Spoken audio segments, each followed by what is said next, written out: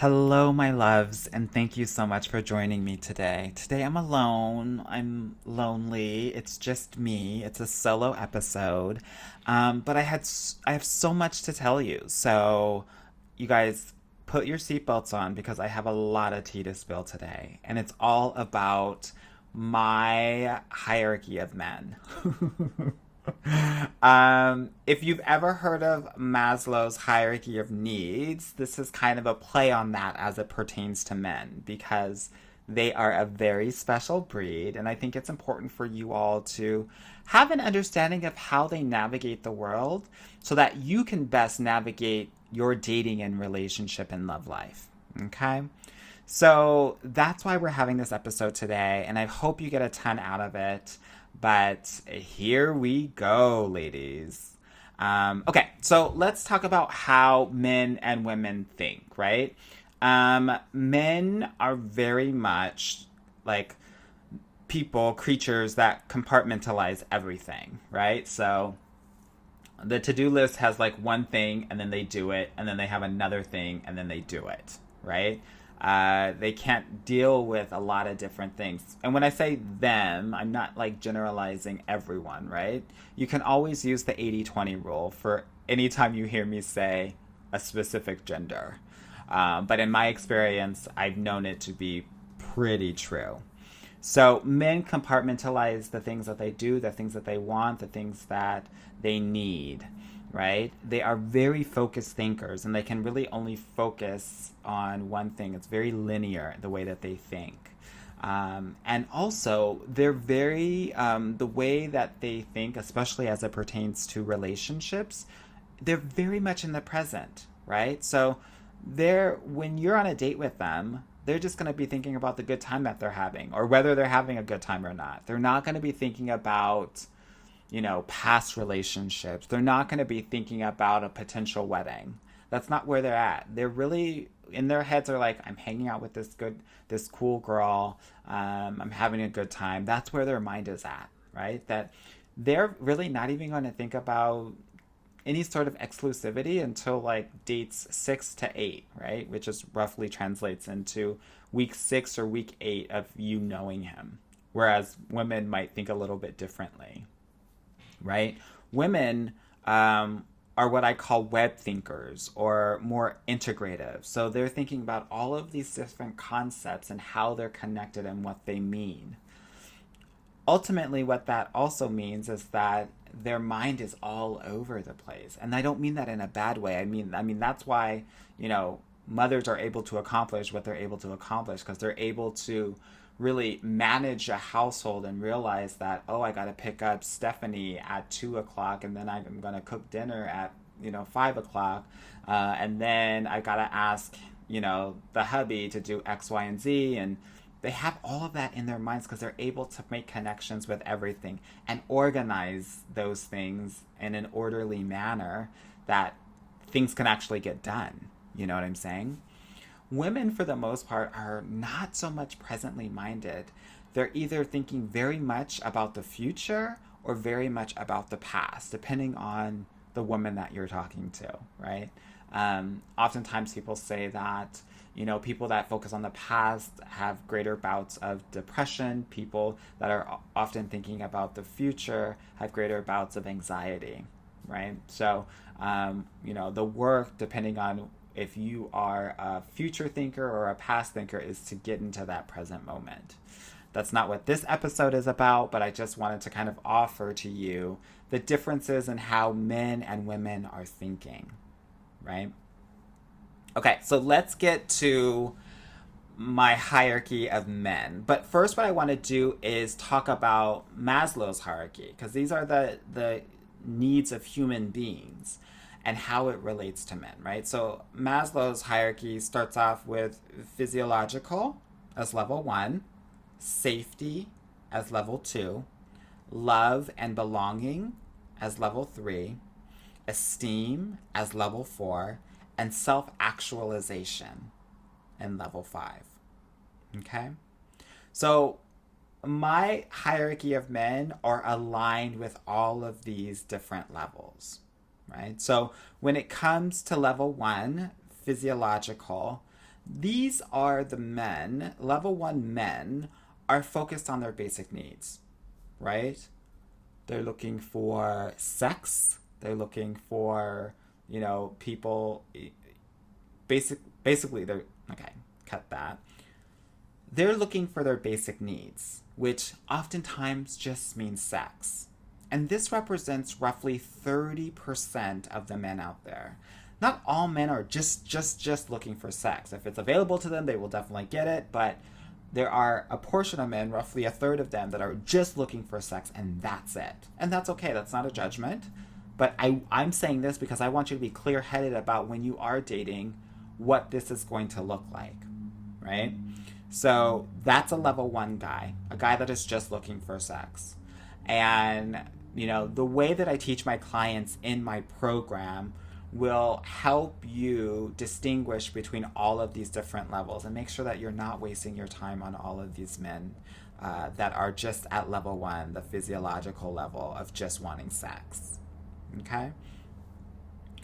The second level is all about safety, right?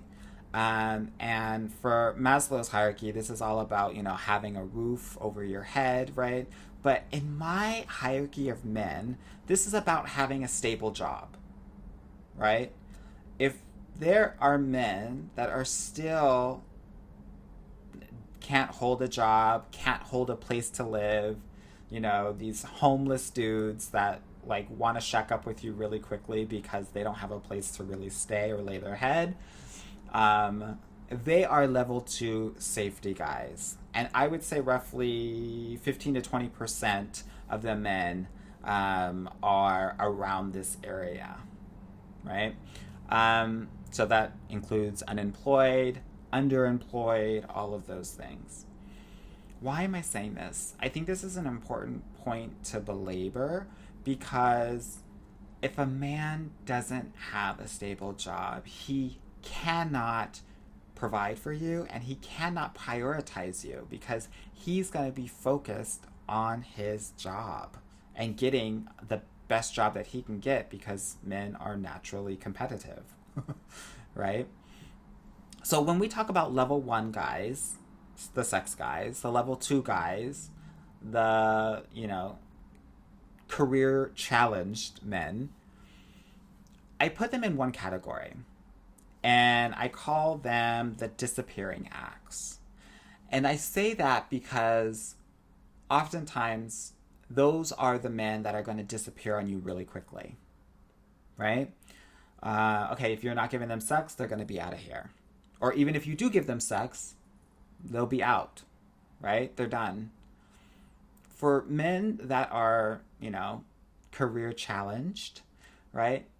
They're going to disappear because getting a job is going to be so important to them. So they might actually have two jobs, right? Which means that they might be overworking. I have a client right now who, was in the initial talks of talking to a guy that was working 90 hours a week. And not because he was a doctor or an investment banker, but he had multiple jobs. And there's no way that she could be prioritized in a potential relationship if that were the case, right? So those guys are going to disappear on you because they're going to be busy, because they're going to be working, or if they already don't have the specific, tons of hours that they have, they're going to be always looking for more jobs, a different job, and prioritizing that. Okay, so that's level one, that's level two. Now I want to talk about level three, which is all about love and belonging. Now, this level is really about, having healthy connections with family, friends, being able to be intimate and trusting. And again, these will be roughly 15 or 20% of the guys out there. When I say level three guys, it's about the men that actually don't have those things, that don't have a loving relationship with their family, that they don't have a lot of friends. They are, they have some intimacy issues and trust issues, right? They might always think that you're cheating, right? They might be jealous. They might not like to be touched or hugged or things like that. They might not talk with their family a lot. They might not have a lot of friends, so we want to look out for that. Not saying these are bad guys, but I want you to be super clear-eyed about what sort of growth opportunities are needed for specific kinds of men. These are the guys that I call almost boyfriends because they have all of the things on paper, but those, like, you know, those intangibles, right? The connection, the relationships, the trust, the intimacy that are so important in relationships, they do not have. There's no way that you can be in a relationship with a guy that doesn't have the love and belonging outside of the relationship, right? Because if they don't have that, they may not know how to cultivate that inside the relationship. Okay? Okay, so the next level is level 4, and this is all about esteem. Now, esteem is self-confidence, accomplishing goals, knowing who they are, and mastering a craft. So for the men that stop at this level, this is where we can get really sad because I call these guys like Mr. All That, but ... meaning they got it all, but they're just not ready to commit, right? They're not because either they lack the confidence to, right? They lack the confidence to feel like they can provide for you. They haven't accomplished everything that they've wanted in life, and so they just feel like they can't do this relationship thing right now, right? They may not know who they truly are. They may have just gone through these different, expected career paths or life paths that have already been, created for them.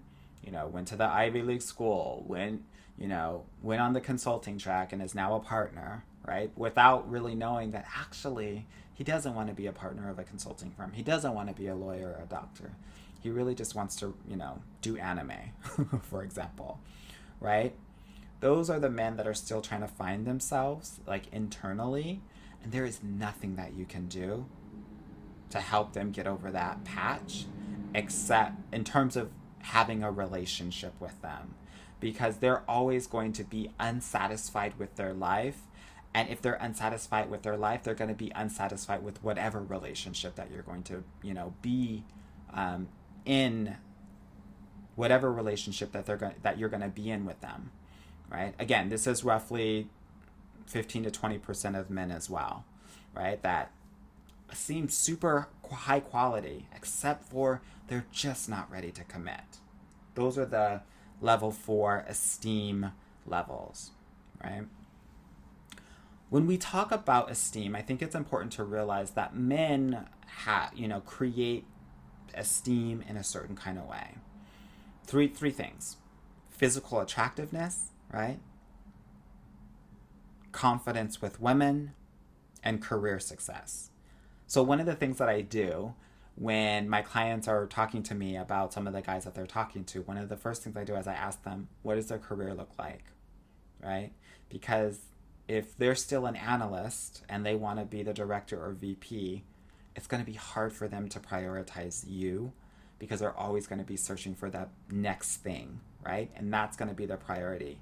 Men create their esteem based on their career, and if they're not happy with that, it's going to be hard for them to be happy in other parts of their lives as well, right? So I want you to really understand that. Okay, so now what I want to talk about are the self-actualized guys. These are level 5 guys. These are guys that are ready to realize their potential, that are fulfilled, that have continuous growth. These represent roughly 10% of the guys. So when I tell you that 9 out of the 10 guys you go out on a date with will probably not be the one, this is what I mean. That there's that 10% that are going to be ready for a relationship and are going to match with you, right? I know you're probably saying 10%, that's not a lot. Girl, this is part of the love game, right? I'm giving you these numbers so you can manage your expectations. So that when someone doesn't work out, even though you have a great conversation with them, you don't fret, you don't freak out, because you know that he's not the one, right? He's not my future husband or my future partner, and that's okay too. I want you to realize that. These are things that are really important. These are to be able to segment and categorize these men can help you realize, oh, you know what? He was having some major intimacy issue. He's a level 3 guy. He wasn't ready, right? Or he hasn't really mastered a craft yet. There's nothing that he's really good at. He doesn't have the self-confidence that he needs. He's a level 4 esteem guy, right? Or this guy does not have a stable job. He is a level 2 safety guy. Or this guy's just looking for sex. He is a level 1 physiological guy, right? This is important. Most men are not ready. And that's okay. Our job is to accept them where they're at and know that we require something different. Not better, not worse, just different, right? This is important as you are navigating your love journey, right? That these first 4 levels that represent 90% of guys are not going to be a match for you because of the things that I've just kind of outlined. We are looking for those level 5 self-actualized guys who have realized their potential, who have, who are fulfilled with their lives, that are continuously and always growing, right? And when you are thinking about this, right, ask questions when you're getting to know a guy that are going to relate to all of these different things to get a sense of where he's at on this hierarchy of men, right?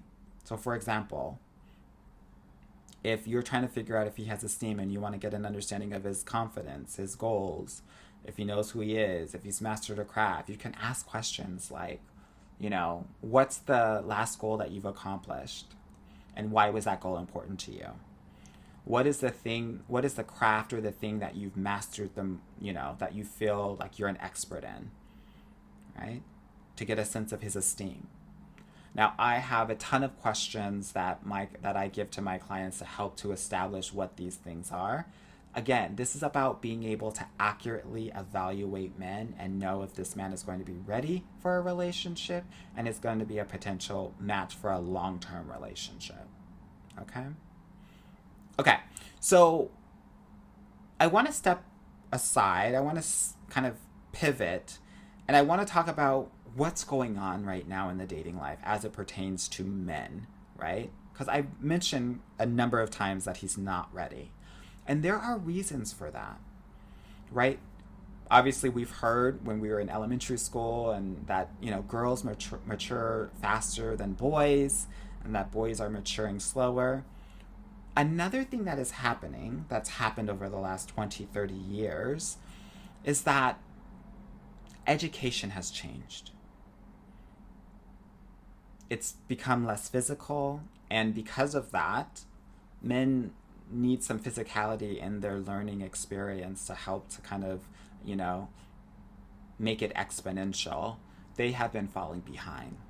And roughly 40% of women are getting a college degree and only 30% of men are.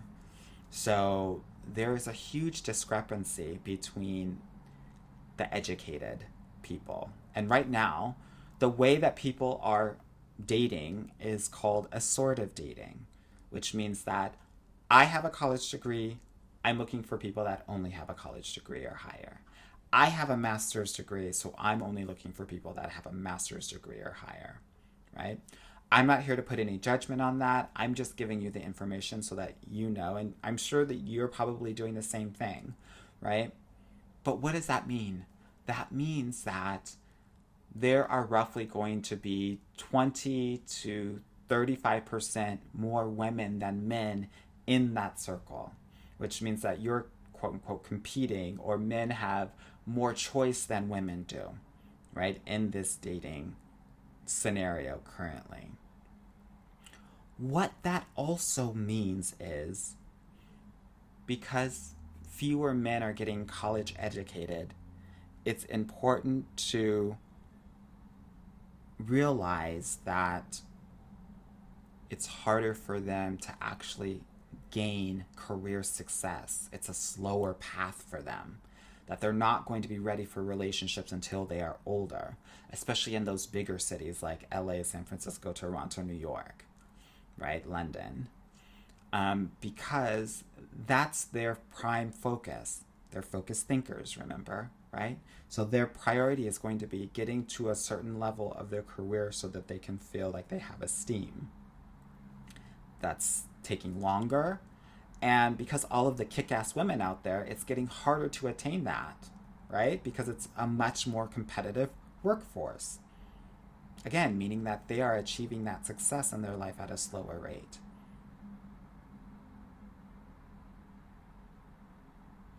Most men will want and need to settle down and feel accomplished before they can be ready for a relationship. If that doesn't happen, there's no way he's going to be able to truly prioritize you. He's going to feel like a project and not a partner.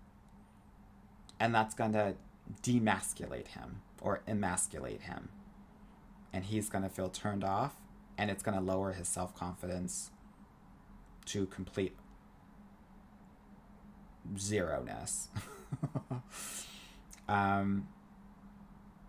They're always going to be telling themselves, especially if you have your life together, am I the man I want to be yet?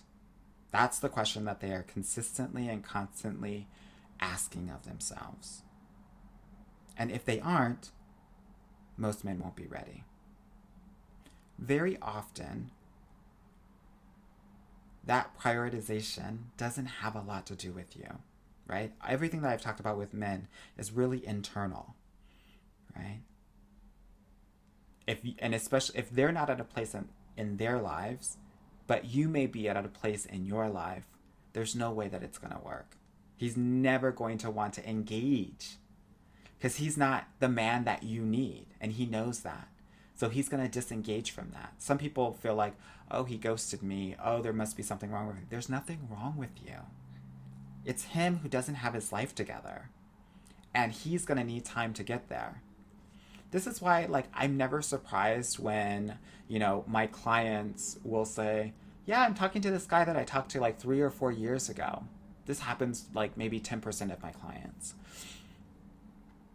I'm not surprised because some men need to get their lives together beforehand and get the confidence that they need to actually, be the man that you need. And that's okay. So I want you to realize that most men are not ready. That it is not you. There's nothing wrong with you.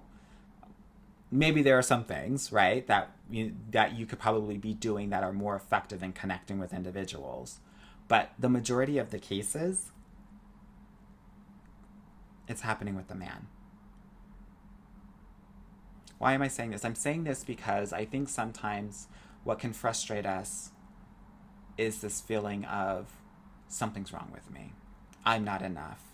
I'm not worthy of a relationship, right? No one's seeing me. No one's talking to me. No one's valuing me. When in reality, they're not valuing themselves.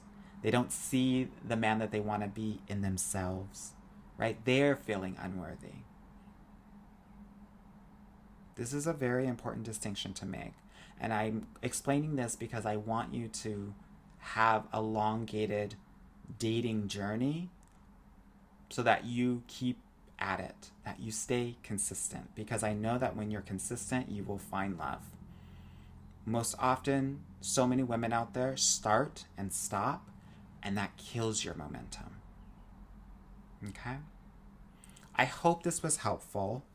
I hope you are starting to think about maybe your past relationships and realize exactly at what level these men were at and why they were not good for you, right? And why they were not at that self-actualized level. Because those are the only men that we're going to be dating. At least those are the men that my clients are dating. And if you want to be dating those men and know how to do that in more depth, you should sign up for a consultation call. And we can talk about your own individualized love journey and realize how to overcome some of those barriers to finally get your guy. All right, my loves, I hope this was helpful. I'll talk with you soon. Bye.